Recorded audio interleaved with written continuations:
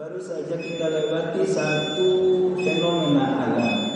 Di 2-3 hari kemarin, hari Selasa malam Rabu, kita ketemu kembali dengan khusuful qamar, gerhana bulan. Hadirin, Jumat siang hari ini, persis 1 Jumat setelah peristiwa gerhana ini, khatib ingin mengajak kita untuk merenungkan pesan di balik gerhana dalam perspektif agama. Pesan tersebut bukan hanya pesan keagamaan, ubudiyah ritual, tidak, tapi juga pesan keilmuan ilmiah. Hadirin rahimakumullah, ini yang menjadi tema kita pada siang hari ini. Pesan gerhana untuk kemajuan ilmu, pengetahuan dan teknologi. Hadirin rahimakumullah, kita mulai dari latar belakang sejarahnya terlebih dahulu untuk kemudian kita sampai kepada apa pesan yang ingin disampaikan. Hadirin, kita tahu bahwa gerhana pernah ada di zaman Nabi Muhammad SAW. Hadisnya sahih diriwayatkan oleh Bukhari, Imam Muslim dan yang lainnya. Bahwa satu saat di zaman kehidupan Nabi SAW, persisnya di tahun ke-8 Hijriyah, sesaat setelah Futuh Makkah, setelah Makkah berada dalam kekuasaan umat Islam, lalu kemudian Nabi menyebarkan surat-suratnya kepada para pembesar di zamannya, para pembesar di sekitar Jazirah Arabia. Setelah Futuh Makkah, umat Islam menyebar ke seluruh Jazirah Arabia, dari yang paling bawah, paling selatan Yaman, sampai dengan Makkah, Madinah, sampai ke atas Suriah, semuanya sudah masuk Islam. Lalu Nabi menyebarkan suratnya kepada para pembesar pemerintahan kerajaan di sekitarnya, Persia, Romawi, termasuk Mesir. Nabi kirimkan surat-surat menunjukkan, mengajak untuk mengenal Allah Subhanahu wa taala, masuk Islam. Satu di antara surat itu adalah kepada pimpinan Mesir, pemimpin Mesir. Mesir tidak menolak ajakan Nabi. Mesir justru mengirimkan sebagai tanda ketaklukan Mesir, tunduknya Mesir kepada kekuasaan Islam. Kemudian Raja Mesir mengirimkan 2 orang budak sebagai persembahan kepada baginda Nabi SAW. Satu di antara budak itu namanya Maria Al-Qibtiyah. Disebut Al-Qibtiyah karena awalnya beragama Koptik, Kristen Ortodoksnya Mesir zaman itu. Lalu masuk Islam, kemudian Nabi nikahi Maria Al-Qibtiyah dengan mas kawin, dibebaskan dari perbudakan. Maria Al-Qibtiyah, lalu dari beliau ini lahir seorang anak laki-laki yang Nabi beri nama Ibrahim bin Muhammad sallallahu alaihi wasallam.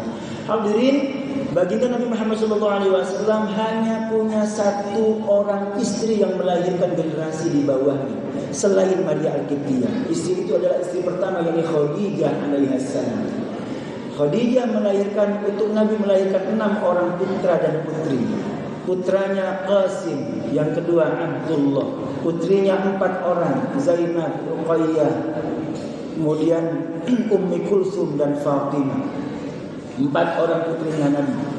Hadirin, lalu setelah sepeninggal Khadijah radhiyallahu anha, wafatnya Khadijah, Nabi sallallahu alaihi wasallam monogami 1 istri 25-27 tahun lamanya.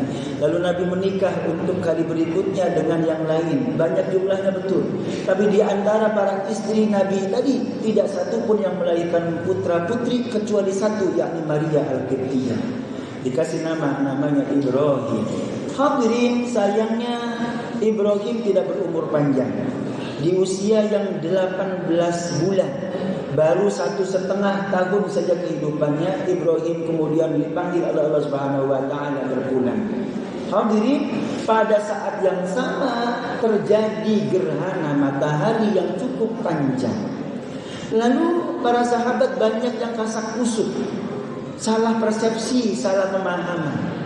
Kata mereka, jangankan kita umat Islam, jangankan kita pengikutnya Nabi yang berduka karena meninggalnya putranya Nabi, yakni Ibrahim. Ternyata alam juga berduka. Sampai-sampai matahari gerhana akibat kematian Ibrahim bin Nabi Muhammad SAW. Hadirin, yang mengejutkan adalah apa responnya Nabi Muhammad SAW.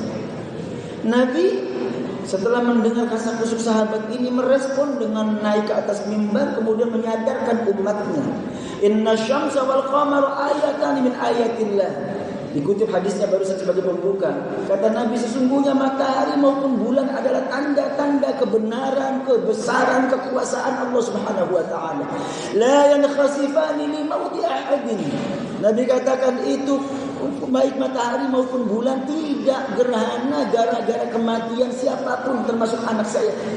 Wala li hayatihi, bukan karena kelahiran seseorang di antara kita. Hadirin rahimakumullah, 15 abad yang lalu ketika banyak sahabat masih salah persepsi tentang fenomena alam, menganggap ada hubungan antara kelahiran atau kematian seseorang dengan gerhana, Nabi memberikan pernyataan penjelasan yang sangat tegas secara ilmiah. Nabi katakan gerhana tidak disebabkan kematian seseorang atau kelahiran seseorang. Tidak ada hubungannya. Itu adalah fenomena alam biasa. Hadirin, 15 abad kemudian, di zaman kini, di abad 20, di abad 21 ini, masih banyak orang yang menghubung-hubungkan gerhana dengan unsur klinik. Dulu di masa kita masih kecil di kampung halaman, banyak orang tua kita yang mengajarkan, membisikkan gerhana itu adalah akibat matahari ditelan oleh genderuwo, buto hijau, atau makhluk-makhluk yang lainnya. Gerhana bulannya ditelan oleh genderuwo, buto hijau. Hadirin rahimakumullah, pada 15 abad sebelumnya Nabi sudah berbicara ilmiah. Nabi katakan tidak ada hubungannya dengan klinik, tidak. Itu adalah fenomena alam biasa. Hadirin, inilah pesan ilmiah dari peristiwa gerhana. Hadirin rahimakumullah, kenapa kok penting banget kita menyampaikan informasi ilmuwan keislaman termasuk Al-Quran ini? Sebab memang itulah pesan Al-Quran. Khatib kutip tadi satu ayat sirahnya surah An-Nisa surah keempat ayat 190-191. Allah nyatakan inna fi khalqis samawati wal ardi wa ikhtilafil laili wan nahari la ayatin liulil albab. Sesungguhnya dalam pergantian siang dan malam, dalam penciptaan langit dan bumi, pergantian malam dan siang, itu adalah tanda-tanda kekuasaan, kebesaran, kemahabenaran Allah Subhanahu wa taala bagi ulil albab, orang-orang yang cerdas menggunakan akalnya berpikir secara sehat. Hadirin, ayat selanjutnya menggugah kita. Siapa ulul albab itu? Siapa orang yang cerdas menggunakan akalnya itu? Dua kriterianya. Variabelnya dua.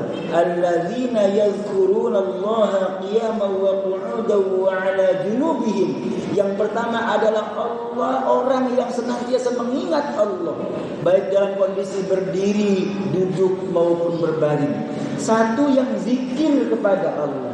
Satu pertama adalah yang beribadah kepada Allah dengan zikirnya, dengan sholatnya. Tapi tidak berhenti di situ, hadirin. Ayatnya berlanjut wa yatafakkaruna fi khalqis samawati wal ardh. Yang kedua, variabelnya, ukurannya, orang yang cerdas itu adalah di samping dia zikir kepada Allah, di samping beribadah ibadah mahbah, dia juga yatafakkaruna, menggunakan fikirannya fi khalqis samawati wal ardh, dalam penciptaan langit dan bumi, mengamati, meneliti, mempelajari ilmu pengetahuan yang bisa membedah seluruh alam semesta ini. Hadirin, orang yang cerdas dalam peristiwa Al-Quran surah An-Nisa 190-191 ini mengajarkan kepada kita bukan hanya yang rajin ibadah saja, bukan, tapi juga orang yang cerdas menggunakan akalnya untuk mengungkap kebesaran Allah di alam semesta.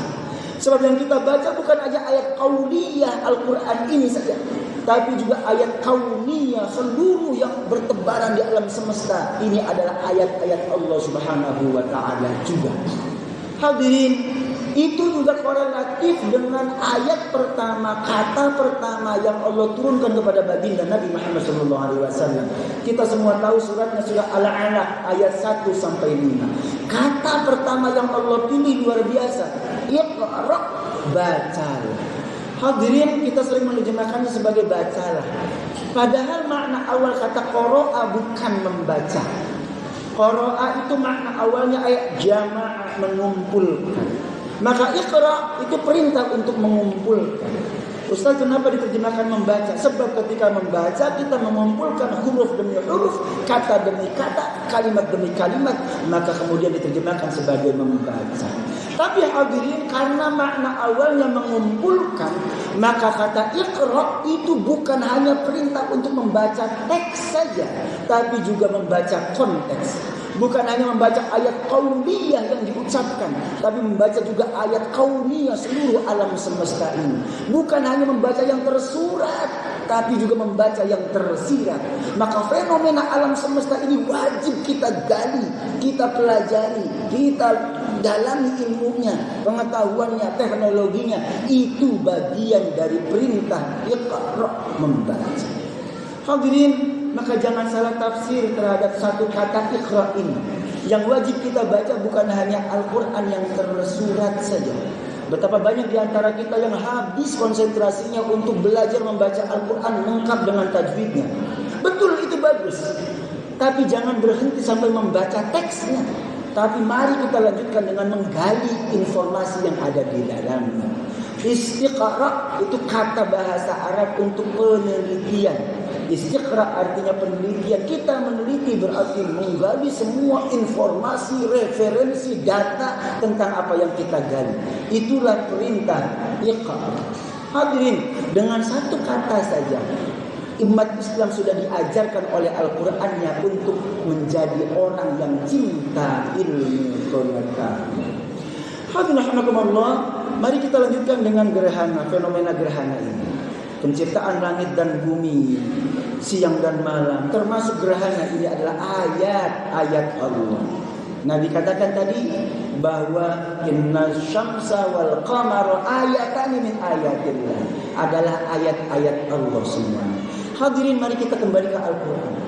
Betapa banyak kalau kita perhatikan Al-Quran, betapa banyak kata, ayat, bahkan surat yang Allah mengutip, menyebut nama-nama benda angkasa di alam semesta ini. Allah bersumpah dengan matahari, wasyamsi wa duhaha. Allah bersumpah dengan bulan, wal qamari idza talaha. Allah bersumpah dengan langit dan bumi, was samai wa ma banaha. Allah bersumpah dengan bumi, wal ardi wa ma tahaha.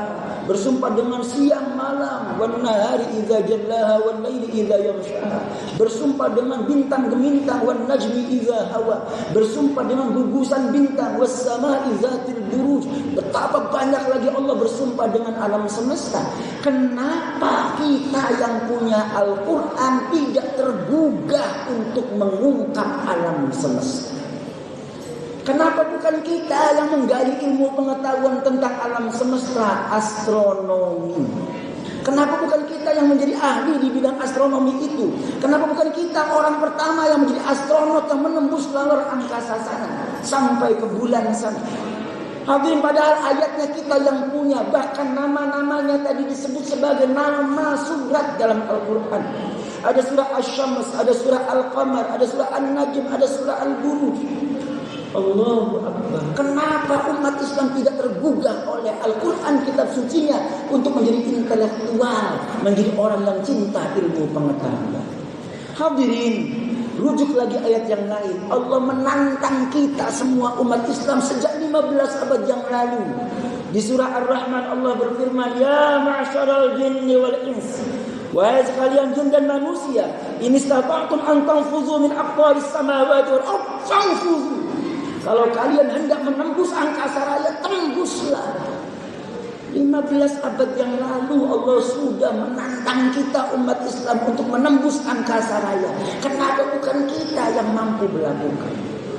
Allah katakan la tanfuzuna illa bisultan. Angkasa semesta ini tidak bisa ditembus kecuali dengan kekuatan. Kekuatan apa itu?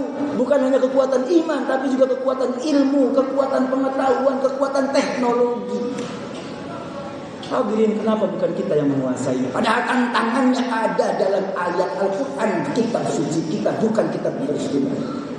Alhamdulillah, ini betapa Al-Quran menggugah kita untuk menjadi orang-orang yang cerdas menggunakan akalnya, cinta ilmu pengetahuan.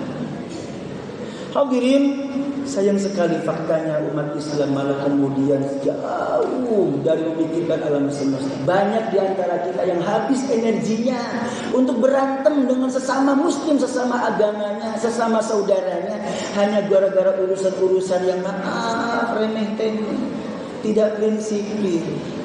Banyak di antara kita yang habis energinya hanya untuk memperdebatkan khilafiyah yang sejak zaman Nabi sudah ada.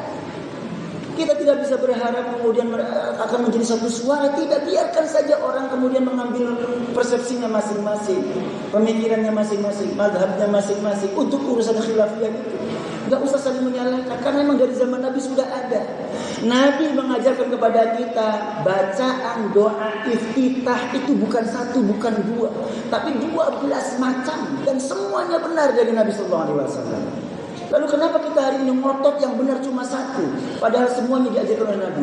Biarkan saja orang mengambil, menggunakan, memakai apa yang dia pakai saat ini, apa yang dia yakini sebagai sebuah kebenaran saat ini, enggak masalah. Kita tetap masih duduk berbarengan untuk kemudian membangun masyarakat, membangun agama kita tercinta. Jangan habis energi kita untuk bicara soal khilafiyah, sementara ilmu pengetahuan yang mestinya kita kejar sebagai umat yang punya Al-Quran ini malah terbengkalai. Kita sekarang terbelakang, jauh dari peradaban, jauh dari teknologi dan ilmu pengetahuan. Hadirin rahimakumullah, inilah Al-Quran mengajarkan kepada kita untuk cinta ilmu pengetahuan, termasuk fenomena gerhana. Sesungguhnya memicu kita untuk semakin dekat cinta kepada ilmu pengetahuan dan teknologi, sebab luar angkasa tidak bisa kita gali kalau kita tidak menguasai ilmu dan teknologi. Hadirin, tahukah kita hari ini fenomenanya ternyata semesta ini luasnya luar biasa. Bagaimana proses awal kejadiannya? Kalau kita hubungkan dengan Al-Quran, ternyata teori ilmu pengetahuan korelatif dengan Al-Quran. Teori ilmu pengetahuan modern mutakhir tentang awal mula penciptaan, yang paling mutakhir adalah teori Big Bang, bahwa alam semesta tercipta dari sebuah ledakan besar. Kalau kita kembali kepada Al-Quran, ternyata Al-Quran membenarkan itu sejak 15 abad yang lalu. Awalam yaral ladzina kafaru anna as-samawati wal ardu kanata ratqan fafataqnahuma. Allah katakan, tidakkah orang yang kafir ingkar kepada kebenaran agama itu tahu bahwa awal mula penciptaan alam semesta ini satu padu, fafataqnahuma, kami letakkan di antara keduanya. Tahukah Bapak kapan itu waktunya? Waktunya sangat lama, 13,7 miliar tahun yang lalu. Hadirin, hari ini masih banyak orang memperdebatkan siapa duluan antara Nabi Adam dengan Pithecanthropus erectus, Nabi Adam dengan makhluk purba. Hadirin, karena kita gagal memahami ilmu pengetahuan, kita kemudian memprovokasi, kemudian mengadu antara dua ini. Nabi Adam dong, karena Nabi Adam manusia pertama. Hadirin, baca ilmu pengetahuan. Ini alam semesta, bumi ini tercipta alam semesta 13,7 miliar tahun yang lalu. Matahari ini usianya 4,6 miliar tahun yang lalu Allah ciptakan. Bumi kita yang kita pijak ini 4,5 miliar tahun yang lalu. Belum ada kehidupan di bumi saat itu. Baru ada kehidupan jutaan tahun yang lalu. Yang paling besar ada namanya dinosaurus. Itu ratusan juta tahun yang lalu. Lalu makhluk purba itu kapan? Pithecanthropus erectus, Meganthropus soloensis, macam-macam. Itu paling dekat dengan kita 300.000 tahun yang lalu. Nabi Adam itu kapan? Nabi Adam itu baru 6.000 tahun sebelum Masehi. Dengan ilmu pengetahuan kita punya jawaban. Nabi Adam bukan keturunannya Pithecanthropus. Tidak ada hubungan manusia modern dengan kera zaman purba. Hadirin, ini kalau kita bedah melalui ilmu pengetahuan. Tanpa ilmu pengetahuan kita kemudian berantem mempersalahkan. Nabi Adam manusia pertama, berarti Nabi Adam nenek moyangnya Pithecanthropus. Maka yuk kita pahami Al-Quran, agama ini, kita dampingkan dengan ilmu pengetahuan, agar kemudian semakin kita membuat kita cerdas beragama. Beragama tidak emosional, tapi berdasarkan juga dengan akal rasional. Mendampingkan antara yadhkurunallaha qiyaman wa qu'udan wa 'ala junubihim, mengingat Allah Subhanahu wa taala dalam kondisi berdiri, duduk maupun berbaring, wa yatafakkaruna fi khalqis samawati wal ardh, memikirkan penciptaan alam semesta.